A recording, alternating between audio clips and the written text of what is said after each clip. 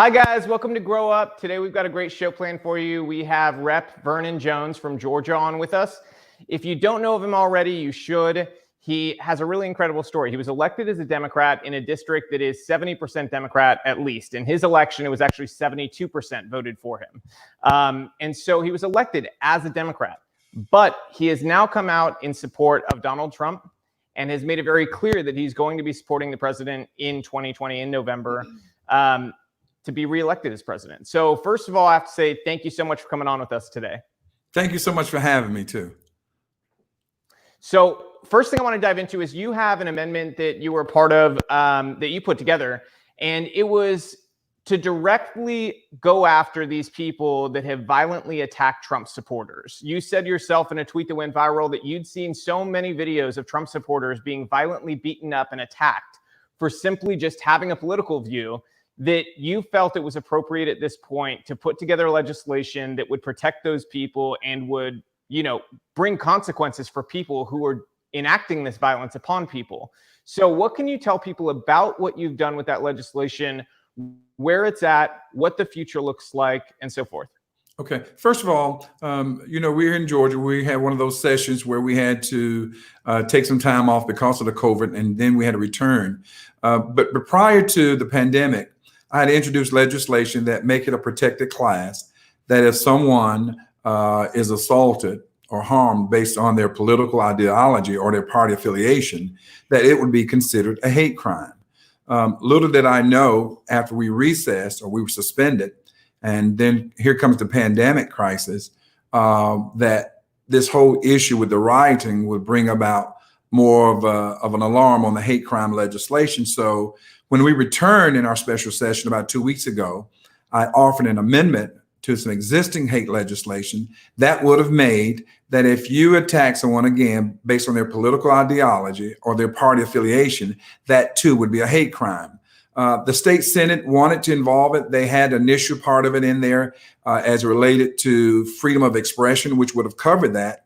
But the House and the Speaker of the House and mostly Republicans who control the House decided that because the Democrats were opposed to that particular piece of the language, and then in haste to get a hate crime bill through, that they omitted the language that would make it a protected class based on party affiliation and political ideology. However, let me say this, Robbie, it has caught on fire. There's been discussions about that across the country where other states have passed hate crimes. As you know, Georgia is one of only 4 that did not have a hate crime. But the other states, no states have a hate crime based on again, political ideology. And what we're seeing all over America is that people are literally being attacked primarily because of their political ideology. Whether you're in a MAGA hat or any other kind of hat, you should not be attacked for freedom of expression. And that's what it comes down to, freedom of expression. And so, again, although we failed to get it passed this time around in the General Assembly, I feel it's going to come back up, and it's going to come back up in other state legislatures because there's more and more attacks. And here's what's ironic about it. Most Democrats are against it, and it's primarily because they're the biggest perpetrators of it. It's the far left, it's the liberals who are attacking people simply because of their political choice. Absolutely. And I want to remind people, you're an elected Democrat, and you can see this because, too often in our current political climate, people deny objective reality as long as it suits their purposes. And that's one of the things that I really appreciate about you is you're not denying objective reality. Although you're an elected Democrat, you are fighting for what's right. You're putting America first. And you're the first Democrat I can say in the last, decade, I would vote for you because you're putting America first. And I think that that's very unique. So one of the things I'm interested in is, I've told people before, JFK would not be a Democrat today. He would be attacked by the far left to the point that he would not be accepted within the party. So he would be what we would kind of call more of like a liberal Republican, liberal on some issues, like, very liberal on free speech, things like that, but, then conservative on others. So, how do you see those lines? What do you kind of consider yourself at this point? Well, first of all, Robbie, let me be clear to you and Landon. I've always had a relationship a bipartisan relationship worked across the aisle, because I believe most people are in the middle. And so moderate thinking Republicans and moderate thinking Democrats, we can accomplish a lot. But we've been hijacked really on both sides, the far right or the far left. For me, it was about putting my country before my party. I always said the Democratic Party, and I made it clear to them, I didn't leave them, but they left me. They lost their sense of values. It's to the point now where they are not supporters of law enforcement agencies. They literally want to destroy and abandon and demolish and reduce law enforcement. Those men and women put their uniforms on the line each and every day to protect us. I served as county exec when I had to manage a very large police department. I've had to deal with police shootings. I've had to deal with rioting and crowd controls, but there is no excuse. And I think we all agree to their freedom of expression and to protest. But when it comes to doing it in a lawful way, when it comes to burning businesses, when it comes to even killing police officers and shooting others, that's where I draw the line. And so my party has not condemned, my party has not come out and truly said to those left wingers, whether some of them in the Black Lives Movement who've infiltrated them, as well as Antifa, that you're wrong. You're tearing down statues illegally and unlawfully. You're creating literally blocks that you call in a city, and you won't let government personnel come in, and you won't let business owners who are there be allowed to open their business like they should be able to without being under threat. I mean, the Democratic Party has gone so far to the left. And even Joe Biden himself has not come out and made it clear that they are wrong and what they're doing is wrong. And so I don't get into parties to the point where if my party doing something wrong, I can't call them out. And the bigotry in my party is that they don't like independent thinking Black men and women like me with conservative leanings. You're right. John F. Kennedy would have no place in today's Democratic Party. And the shameful thing about it is they feel like Blacks are a captive audience where people like Joe Biden can say, if you don't vote for me, then you ain't Black, which to me is offensive. You ain't Black. Is that some kind of jive talk? I don't talk like that. And not to mention that, we're supposed to be a captive audience. And, a bigger part of it, and I say this all the time, Robbie, is that, when Zell Miller was a governor of Georgia, he was a Democrat. And when he became United States Senator, he was a Democrat. Well, he came out and supported George Bush's reelection. Not only that, but voted, or I should say, he actually spoke at the Republican convention.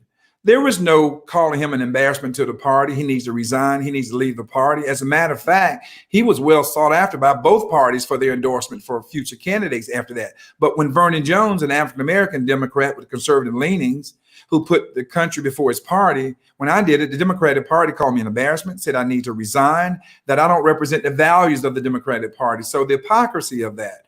And so, but I'm not concerned about that, because most people like you and me and others want people who can work across the aisle. And in summary, too, there are a lot of Democrats who are now Republicans because where the Democrats went. And they're calling me and said, look, you're a Democrat I can vote for. There are Republicans who are saying, hey, you're a Democrat I can vote for, because they see that with me, it's about getting things done, working on both sides of the aisle to accomplish things for people. Right.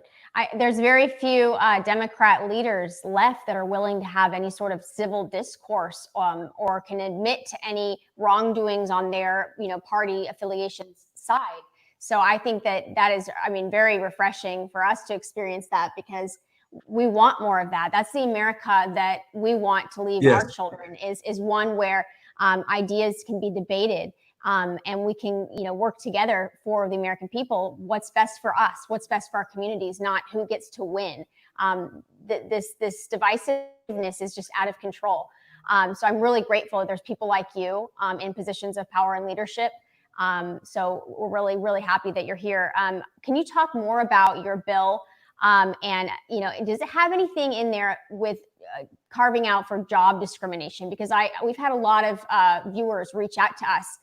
Fearful of losing their livelihood, or they might have lost their livelihoods, their jobs. Even teachers, there's hiring practices where it's there's some coded language, diversity hiring practices, things like that, which really equate to same thinking, homogenous thinking as a hiring practice. So could you speak to that a little bit? Have you guys thought about that in the bill? Well, that's why the Senate was using my language, and they modified it somewhat to make it part of the hate crime bill in its protected class, freedom of expression, meaning my employer cannot terminate me based on me on my personal web page or Facebook page saying that I support this candidate or that candidate, or like here in Atlanta, when one of those officers who was involved in a shooting, that officer's mother was terminated from her job because there were those who had certain political ideologies and party affiliations, and they took it out on her. So that is really what's coming next, Landon. You're absolutely right, because now you're seeing people being I would say, and I want to use the right word, they're literally having their employers take it out on them. They're firing them, or they're literally getting in trouble. They're being treated differently because of their political persuasion. And that goes to our basic constitutional rights, freedom of expression, freedom of choice. And so now someone's going to admonish me, or someone's going to retaliate against me because of who I want to support. That is crazy. And that's why this whole thing has gone so far. And I can give you another example, even with monuments. We've gone so far with monuments. It's no more about Democrats. Now they want to get rid of, I should say, people who are associated with the Confederacy, where they're taking down certain statues, even at the White House, pictures of former speakers who may have been associated with the Confederacy or discrimination based on race. But you know what? What are they going to do next? Are they going to get rid of the name of the Democratic Party? Because Democrats were the ones who started the Ku Klux Klan. Democrats were the ones who voted most against the Civil Rights Act and the Voters' Rights Act. Democrats were the ones who took away the rights of blacks who were after slavery with additional amendment that you had to be born on U.S. soil to even be an American citizen anymore. So all those blacks who lost their voting power, those are Democrats that did that. Now they're going to change the name of the Democratic Party and call them something else. You know, it's the hypocrisy of this. That's a tweet, by the way. You need to tweet that. That's a brilliant. That's a great one right there. It's coming up. Don't take it from me. It's coming up. It's coming up. It's in the queue. But, you know, I mean, you're totally right in terms of this isn't just about, you know, people or statues who are controversial. We're at the point now where the mob has lost control, because the truth is, it was never just about those characters that are controversial. It was about power. It's about revenge. It's about a lot of really dark things, because we've seen just in the last week, Matthias Baldwin, who was an abolitionist and who built schools for Black children, tried to free the slaves for 20 years, almost 30 years before it actually occurred. They tore down his statue. They defaced and dismantled Abraham Lincoln. They're throwing blood on people who fought to free the slaves, like Ulysses S. Grant, who was the general for the Union. Abraham Lincoln. Gone beyond. And you know, here's what's interesting too. We literally spend millions of taxpayers' dollars with universities, archaeologists, and those in that arena, where they're going around the world on a digging crusade, where they're digging up old artifacts, old statues, preserving them so they can have a perspective of what the past was like. If you destroy these current statues, isn't that hypocritical? Because these statues represent a certain period of our lives. Why are you destroying them? Shouldn't we preserve them too? So I don't understand it. It's the hypocrisy of the whole thing. And so that's what is happening now. The left has gone so far. And where is Joe Biden calling them out? Where is Nancy Pelosi calling them out? Where is the Congressional Black Caucus calling them out? Where is the Women's Democratic Caucus calling them out? No Democrats are calling them out at all. But they're quick to jump on President Trump, when President Trump has a record of doing a lot more for African Americans than the Democratic Party has in the past 60 years. I can tell you that. Absolutely. And that's a great point, because who funds those archaeological digs where, you know, we send people over to these places to dig up, you know, say Egyptian statues, which, by the way, the pyramids were built by slaves. You know, why are those statues valuable to us, But now we're destroying American history for future generations to not be able to see and feel that same history. And that's not a defense of the people who did what they did. There's dark stuff that was done, and everybody agrees on that has a conscience. When But the pyramids were built on slave labor, that was a dark period of time, but we want to go out and preserve those statues and those monuments and those artifacts. So, where is this really going? And, another note on that, when does Black Lives Matter really? Is it when a white police officer kill a Black person? Or does it matter when a Black life is lost, period? Does a Black life matter when a Black life is taken by a Black person? I look in Chicago more recently, those 14 deaths, including a 3-year-old baby child and a 13-year-old and a 17-year-old. Where was Black Lives Matter? Where was Antifa? Where was the Democratic Party? Where was Nancy Pelosi? Where were they? Those lives didn't matter too. So now Black lives only matters when it's a white officer that kills a Black person, but not when Black people kill a Black officer, like the former police chief in St. Louis, who was a retired police chief, providing security at a friend's pawn shop, and he was shot down in cold blood and laid on that hard concrete, bleeding, and lost his life. What about at the so-called Chops little city, the city of Chops now? There's a Black father right now grieving because his Black son, 17, was killed by this same group that's supposed to be anti-killing Black lives. Yep. And they wouldn't allow the EMS and police to come in to try to save his life. They took it upon themselves and they drove this person to the hospital, but it was too late then when paramedics could have provided a lot more immediate attention. The hypocrisy of this, and the mayor there is Democrat. Most of the city council is Democrat. Mm-hmm. But I thought Democrat was for them. That's right. Well, I think that the Seattle situation is actually a microcosm of, like, if we want to teach people what a lot of these elected officials really are concerned about, look at the Seattle situation. That mayor said that this was a summer of love. That's what she called Chaz Chop. I call it the People's Republic of Chop because, I think it's more about, instilling Marxism and communism than it is about anything else. But that mayor, she called it the summer of love. She said it was a beautiful thing. She told President Trump that, there's no problem here. And then what did she do? She let this 6 to 7 blocks get destroyed for weeks. Children who live in that community unsafe. Rapes were not responded to by police. Okay. The response time for violent assault and murder and all these things rose by like 46%. Okay. So during that time range, that's what happened. And she's still defending it existing. But what happened this last 48 hours that changed things? They showed up at her house.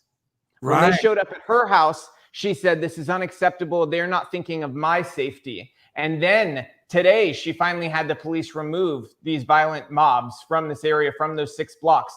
Why were those children's lives, innocent children who lived in those 6 blocks, not important enough, but protecting her own house was important enough? And that's questions people need to ask themselves. That's the answer right there. When it came to her doorstep, then it was an issue.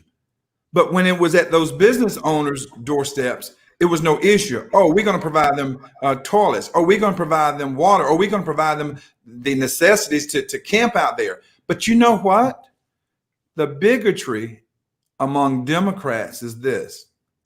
If all Black people had taken over those blocks, do you think they would have waited this long? You think they would have accommodated them? Hell to the no. That's the bigotry in the Democratic Party. Yep. That's right. And, this is something that we've talked about a lot on the show, is we've tried to bring on a lot of different diverse voices about sort of like how they feel during this whole thing. And I think that it's been important for us to sort of dissociate the term Black Lives Matter from the organization Black Lives Matter, because there's this new movement to use it as a weapon, where if you won't say Black Lives Matter, obviously you're a racist. Well, for me, it's not an issue. Like, obviously Black lives matter. And I'd say that about any race, because they're human beings. They matter to me. I judge people on an individual basis. So if you're a murderer, yeah, your life probably doesn't matter as much to me. But if you're not, then your life matters to me. But that's sort of been conflated with the organization Black Lives Matter, who has a clear Marxist intent. We've seen just this week or this month, one of the founders say, I am a trained Marxist, and that Marxism is the goal here. So, you talked about the party moving left. What is the end game of empowering people like this who are avowed Marxists? Like, where does this end up? Well, here's what's interesting. When you look at the Black Lives Matter website and what they stand for, one of their primary agenda is to push the transgender agenda, which is fine. Be what you want to be. But they're funded by the same groups Antifa is funded by. George Soros and all those far left groups. And the gentleman who talked about being one of the founders, he recently also came out and said, you know what, we need to go to churches and every stained glass where there's a European looking Jesus Christ, that it needs to be removed. Yep. That's today, but I'll assure you tomorrow, if that stained glass is black, that same group is going to infiltrate and captivate and manipulate African Americans, where they're going to tell African American churches, okay, you need to remove your stained glass now because it has a black Jesus on it. But what are we really doing overall? Now we're completely removing Christianity. Yeah. And so when you look at the end game here, it's destructive. It's not anything that's functional. It's not something that brings people together. It's not nothing that retain and maintain our true values. It's an anarchy. That's all it is.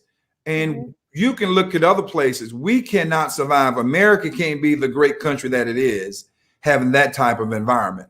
And I truly believe this rubber band is stretching, but it's going to come back. We have to come back.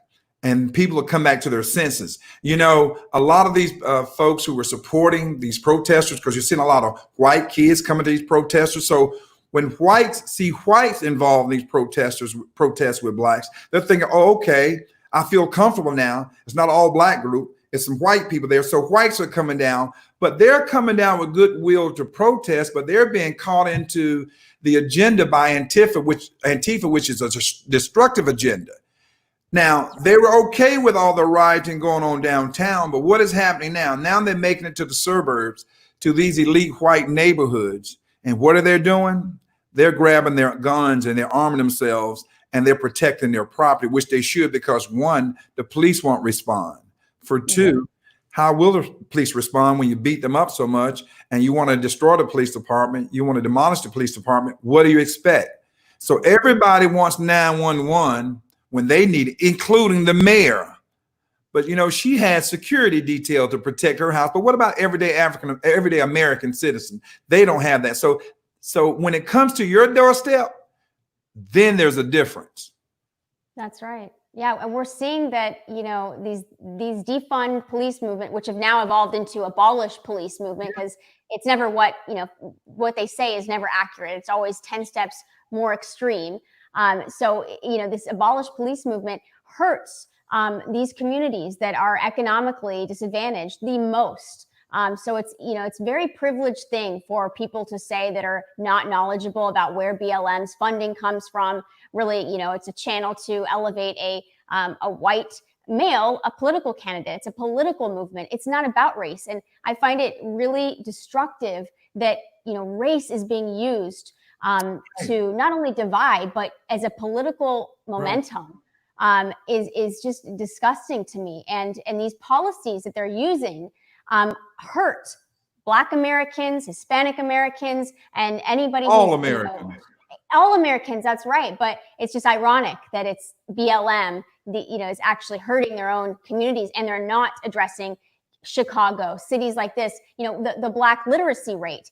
If this is about Black Lives Mattering, children's Black Lives Mattering, why aren't they addressing that? California and Baltimore, there's children here that can't read. There's children that don't have heaters in their classrooms. This should be the focus of an organization that truly does care about Black lives. And calling out that hypocrisy can be dangerous for somebody like me, because if you're working a job and you say, I'm sorry, I don't want to carry the sign Black Lives Matter because I don't endorse the ideology, right, the organization. But yes, Black Lives Matter to me personally is a statement. When you're putting people in that position to have to choose, it's political discrimination, because they'll fire you not on the basis of supporting Trump or being a conservative or Republican, but on the basis of you being a racist. So they're using race politically to ice people out, to lose their livelihoods, to shame them out of society. What can you say to that? Have you met anyone that, has had that experience? Yeah, let me tell you, it's happening all over because, it sounds sensible, it sounds reasonable. Black lives matter. Well, we know all lives matter, but I think the thing was, look, Black lives matter too. So we can agree to that. But what has happened, there are those who went into darkness and nurtured an idea in ignorance, and they are using that to infiltrate a perfectly legitimate sounding and sense-making banner, Black Lives Matter, but they're coming in with a political movement to carry a far bigger agenda. And now, like you said, if you don't carry a sign, then you're a racist because you don't believe in Black Lives Matter. Or if you're Black, you don't carry a sign, then maybe you're a sellout. You're not standing up for your own. Well, that's a farce. First of all, there are legitimate protesters out there, and I support their constitutional right to protest peacefully. But the rioters who've infiltrated this group and who's taken advantage of really people coming down to express themselves lawfully are being emotionally pulled into a bigger scenario and a different narrative, and that is, let's be destructive. And if Black lives matter, Black businesses should matter too. So why aren't they taking some of those thousands and thousands of dollars that they're getting and giving it to these Black businesses and other businesses who were destroyed by Antifa and those who really aren't for Black lives? What are they doing with that money? Where is it going? Why aren't they helping these Black lives? These are Black lives. What about the Black people who were killed in these riots? Are they giving the family members money to help with the funeral cost or to supplement income because maybe a father passed and now all of a sudden there's no money? What about the police chief that was killed? The retired police chief.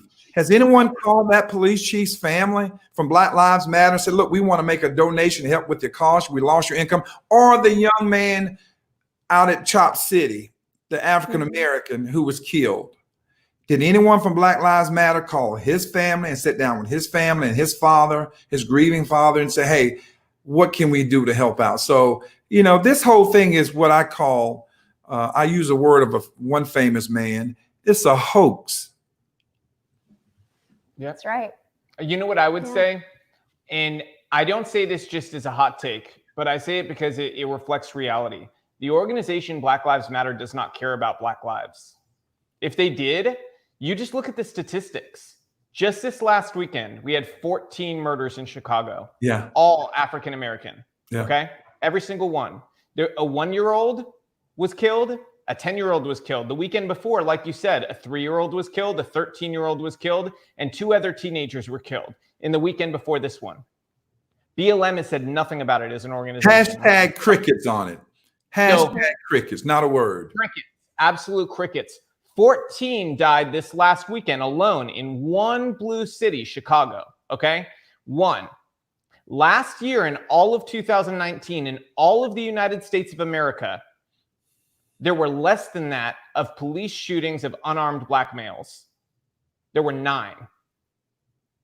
So, we have to be realistic about the statistics. If they cared about Black lives, they would look at those and they would say, this is the biggest need right now.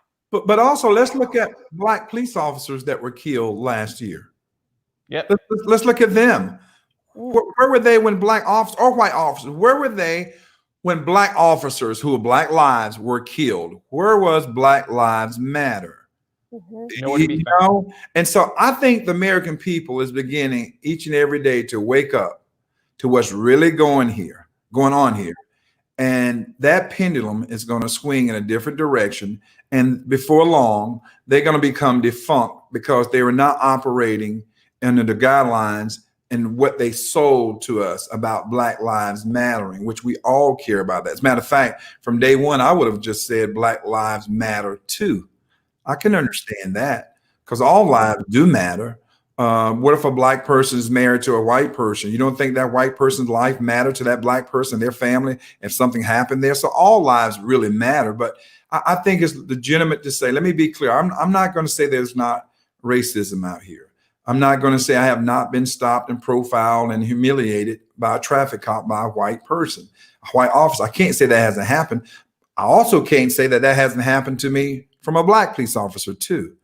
But I know one thing: you obey the police, you live to see another day, and you report them to internal affairs. That's how you handle that.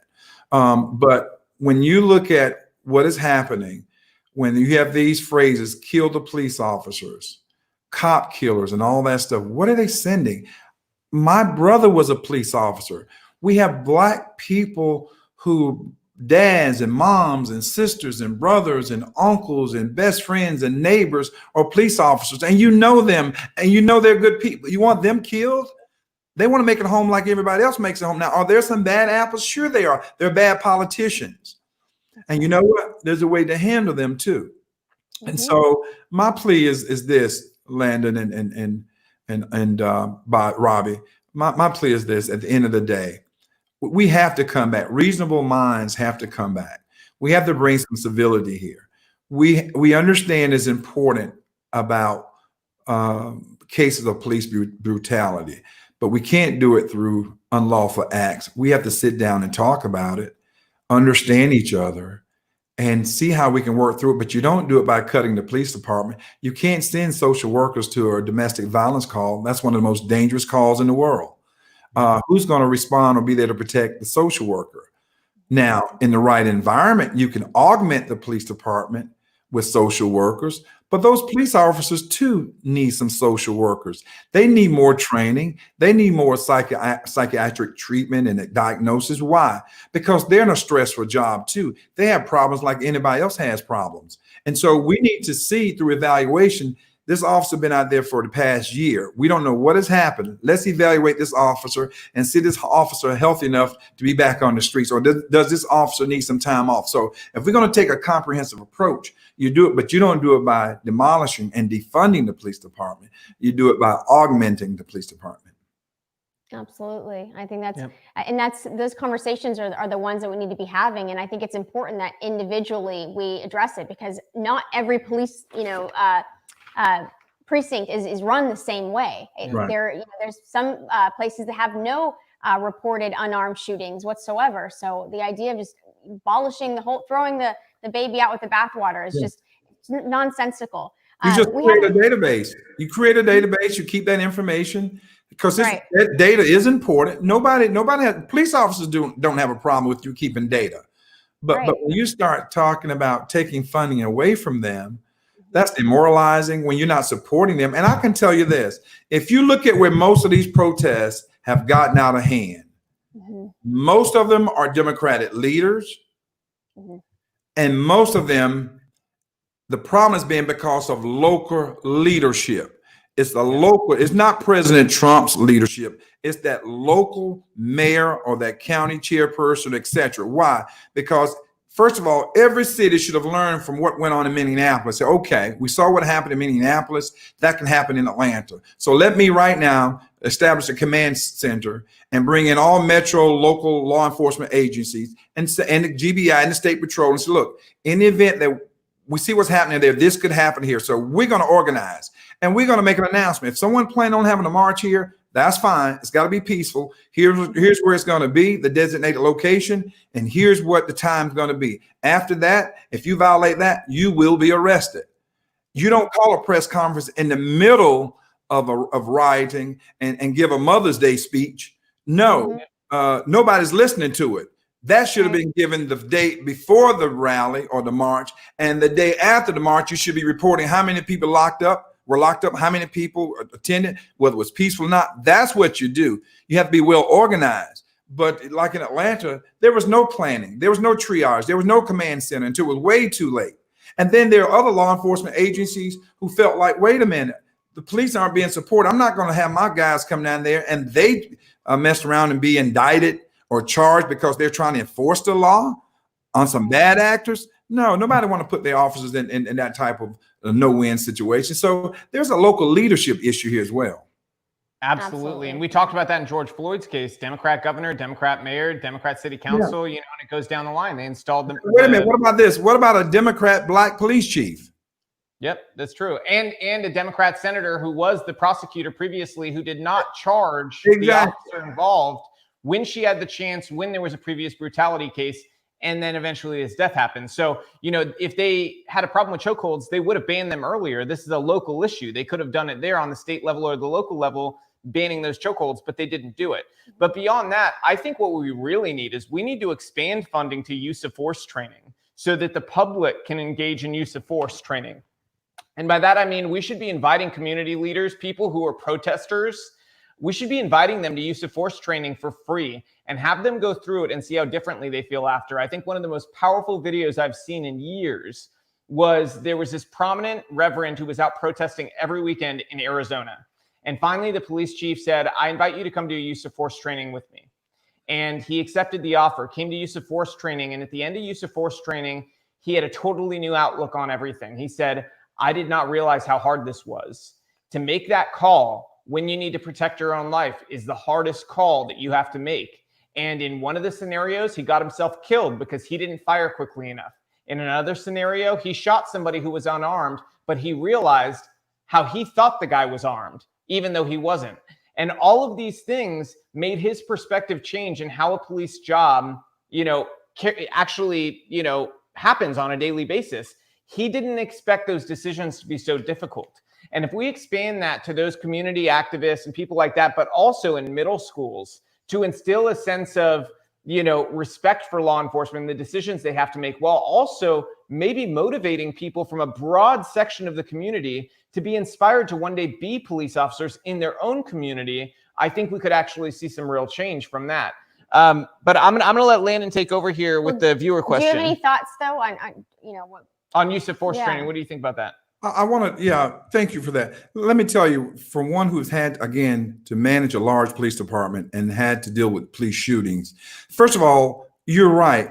The public needs to be educated on what a police officer has to do within a split second. Because when an officer uses his weapon, his lethal weapon, his gun, that means either his life is at jeopardy or the public's life is at jeopardy. That's when you make that final decision with the use of force. Now, what's interesting about that, if you were to take that and put that on a video, like we have all these video games, make that a part of the county police department's website. So citizens, because you can't bring them all through and send them all through training, but citizens can get online, go to the police department's website and say, let me tell you how our training goes. Here's how use of force happened. Here's some scenarios you can walk through. They can see it then.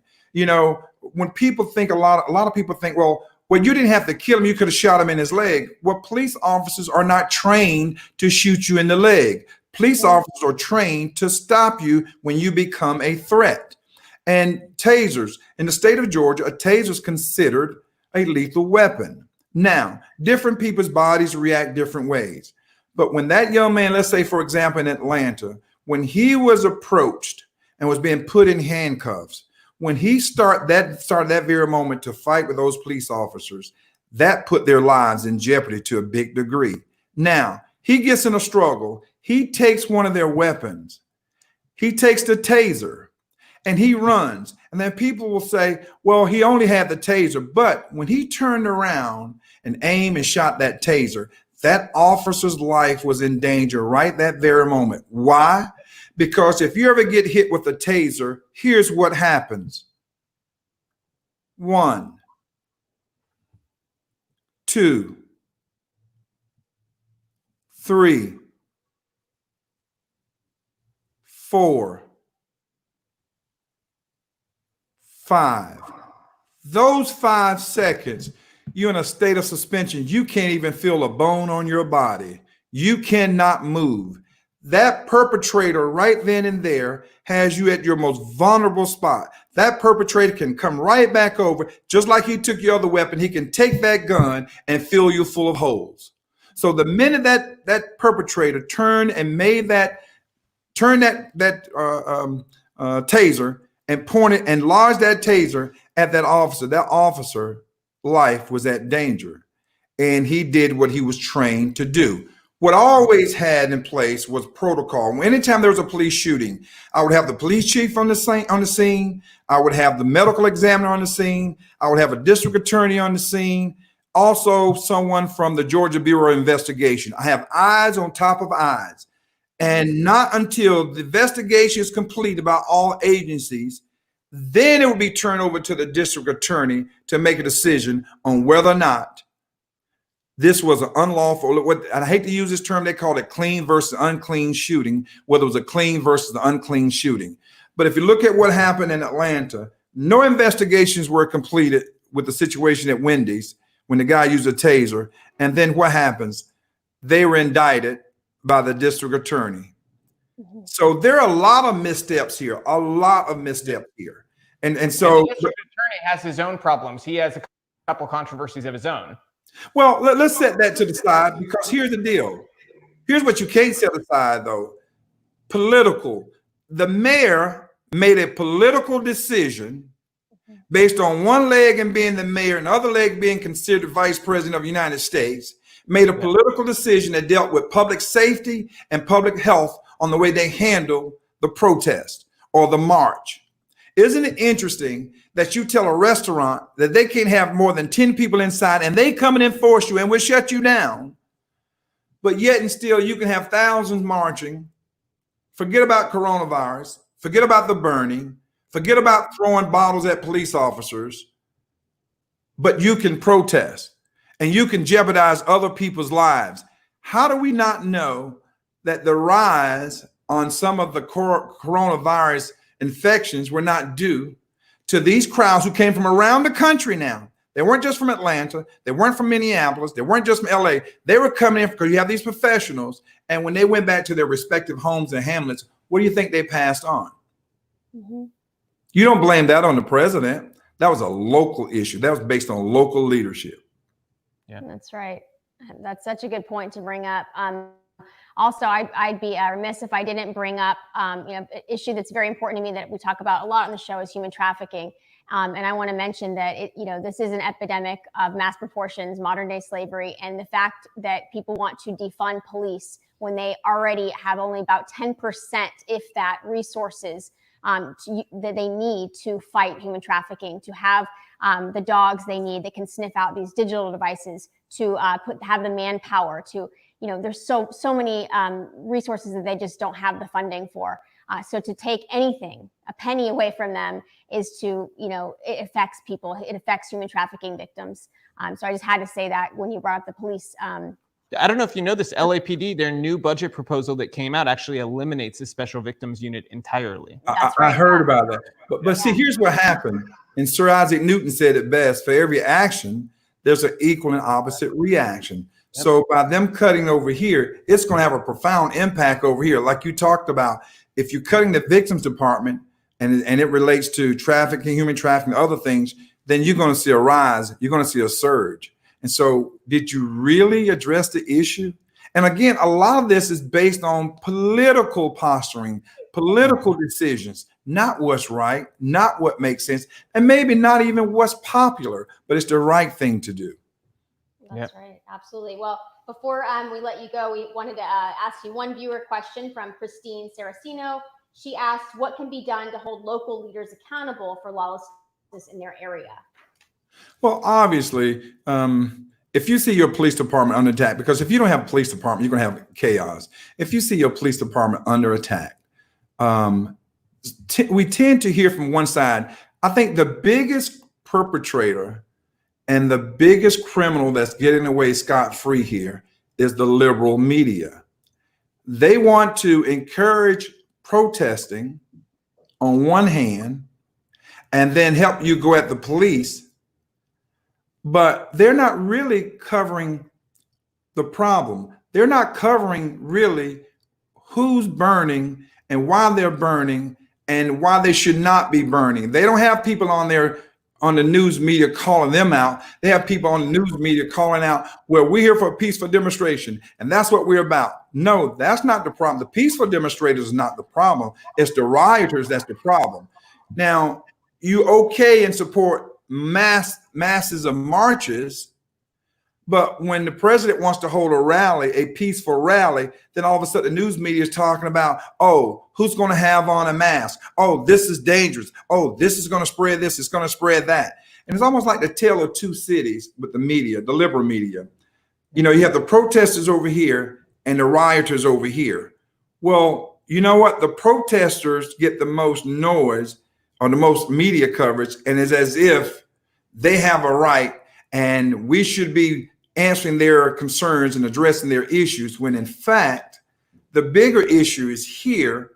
Why aren't you talking to the family of that police chief that was lying on the streets of St. Louis that was killed? Have you talked to this mom or his wife or his family? Have you talked to that business owner? What happened to him? So the media is really creating a lot of this. The media is egging it on.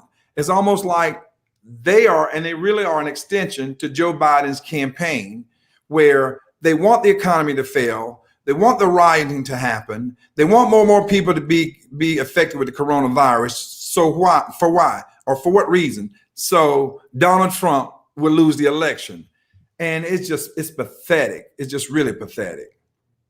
You know, it's really hard not to notice that, you know, there is, you know, obviously it's still unknown what China's role exactly was. I feel very strongly that at the end of the day, China could have stopped this, and they failed in a lot of respects. And they, you know, you can make a great argument that with where their growth was at and with the new trade deals and everything, that it was worth it to them to burn things down because they knew it would hurt the US the most.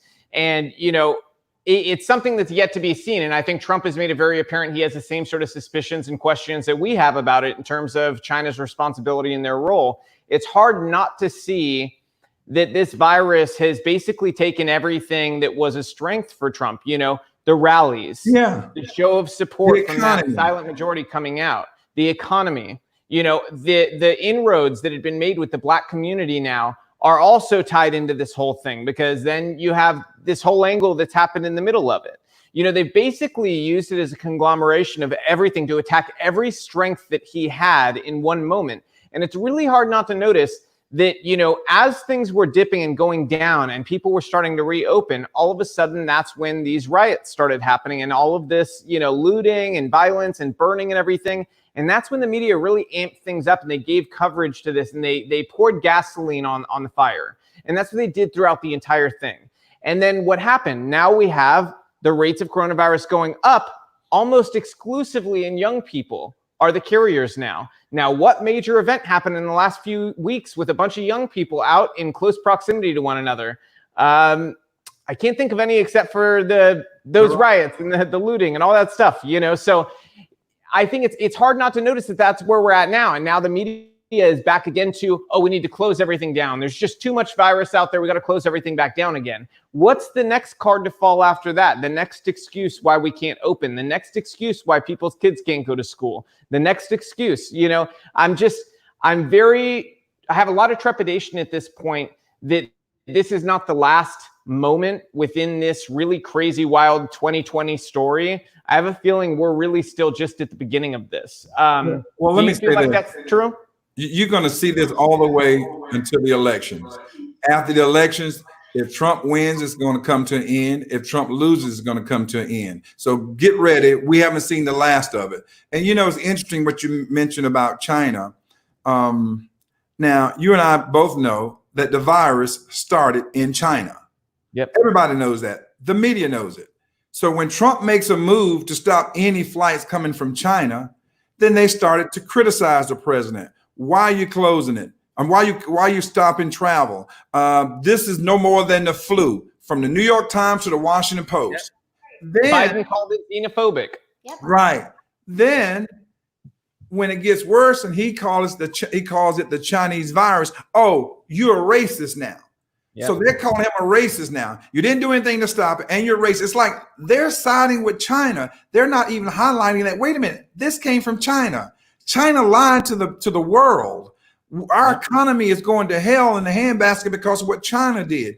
People are dying because of what China did, but they're putting the blood almost on the hands of our leadership in Washington, when in fact this is China.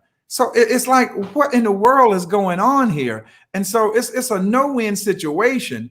But here's what I say. They have thrown everything at this president, and he's provided remarkable leadership. There's no question that the liberal media is involved in this campaign, helping the Democrats out. Joe Biden doesn't know where he is. Joe Biden is probably the biggest bigot there is. Don't ask me. Look what came out of his own words. You ain't black if you don't vote for me. You know what's more infuriating than that? What's more infuriating than that is what he said about kids. Really? Really? 49 years. Can anybody talk about what Joe Biden has done, especially for African Americans, other than pass a crime bill that destroyed a whole generation of black men and women and stripped them from their families? President Trump comes back, on the other hand, with the First Step Act, and he reunite these families and to give them an opportunity, a second chance to start all over again. I'm a graduate of historical black college, North Carolina Central University, which black colleges were the training and breeding ground for the scholars of academics, science, maths, religion, politics. However, the previous administration cut the funding. This president came back and restored that funding and wrote it into law.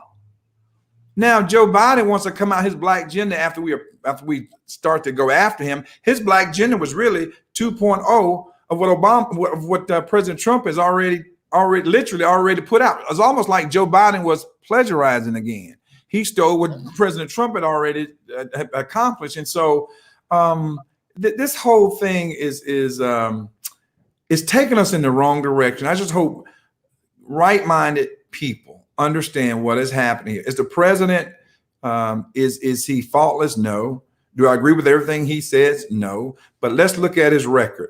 On his administration, there was a record-breaking employment as well as unemployment in the other direction. At the same time, more businesses were created and expanded. Tax cuts helped a lot of investments come back in. The opportunity zone districts, which allowing a lot of these areas that have been destroyed and dilapidated with no economic development, no job creation, those investments are restoring those neighborhoods and bringing them back.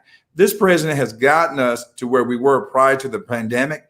He can lead us through this pandemic, and his second term, he can continue to build the jobs, bring back manufacturing jobs, hold China accountable and other foreign countries. And we see during this pandemic, even with medicines or drugs, China has the choke on our necks. Now we've learned we need to bring that back home. So no longer again will we have to rely on China, whether it's masks or whether it's prescription drugs, because we can do it right here in America, creating jobs, building stronger communities, and a solid foundation to make this country even greater. And that's why I'm supporting President Trump. Absolutely. And you know what? He better put you somewhere. As soon as your term is up, we need you serving in whatever capacity Trump can put you up there and get you to work, because we need people like you fighting for America first. I don't care what the letter next to your name says. If you put America first, you are good in my book, and you're clearly doing that. So let me tell you, Robbie, let me tell you what I want to do. Here's my plans. My plans are this, very simple. When I look at you and Landon, it's only two of you. In order for us to have a true rat pack, it has to be three of us. So I want to join you guys and be a part of the rat pack. So it's Robbie, Landon, and Vernon. That's what I want to do after this. I like it. I like it. That sounds like a really fun evening too. Yeah, it does. But no, let me tell you, I have not asked the president for anything. I'm not on his payroll. I'm just doing this for my country. Oh, trust me. I know. We get told all the time that we must be doing this because we're being paid by the president or by his campaign. And I'm like, I have not taken a dime. We have given up our multi-million-dollar careers in Hollywood to be supportive of where we want our country to be and want it to look like for our children's sake, because my family already had socialism and communism ruin it once in Cuba. I'm not going to let it happen again for my kids. And so, Joe Biden is the one paying people, but nobody ever says, oh, Joe Biden is paying all these folks. He's the one who's paying folks. George Soros is paying folks through these nonprofit organizations and others, so I don't care. But listen, I enjoyed it. If I can say one final thing, if your listeners or viewers can reach out to me on my Twitter, REP Vernon Jones, at REP Vernon Jones. If I haven't answered their questions or they have comments for me, please just go to my Twitter. I love to stay in touch with them. Vernon, thank you so much for being here with us today. Sure. Such an excellent conversation, and we appreciate it so much. And the best of luck to you. We're supporting you all the way.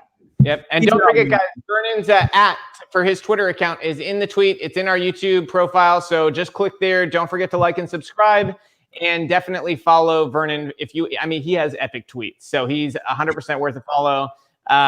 He probably has better tweets than me. I didn't say that. I'm probably going to delete that part, but he really does kind of actually. He's really funny. He knows how to put a real sense of humor with a sense of seriousness about what's going on. And he's very straight, very, very straight with you about what's going on in our country. So definitely worth a follow, and a real leader for our country right now that we need. Thank you. Thank you so much. Hope you have me back again. Absolutely. Thank you. Definitely. We'll see y'all All right.